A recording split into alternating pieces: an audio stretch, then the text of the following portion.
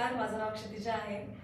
ही माझी आधीची मार्कशीट होती. ही माझे मार्क्स होते आणि आता हे माझे मार्क्स आहेत आणि हे माझे प्रॉब्लेम एरियाज होते आणि आता हे माझे प्रॉब्लेम एरियाज नाही आहेत, हे माझे सोल्युशन एरियाज आहेत.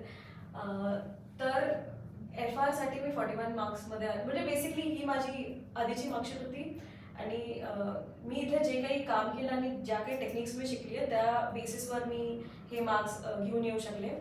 आणि त्याचं डिटेल एक्सप्लेनेशन मी बऱ्याच व्हिडिओजमध्ये दिलं आहे, पण तुम्हाला जर जाणून घ्यायचं असेल तर मी प्रत्येक सब्जेक्ट मेंटॉरच्या अंडर शिकले आणि मग मला कळलं की मी काय सोडू शकते आणि मला काय कंटिन्यू करायचं आहे. And that way I could achieve this. About the 30 days thing in Marathi. Okay Hmm. Okay, तर मी इथे 30 दिवसासाठीच होते कारण की मी जानेवारी अटेम्प्टला बघत होते, पण सरांनी मला सांगितलं की we can try to save an attempt.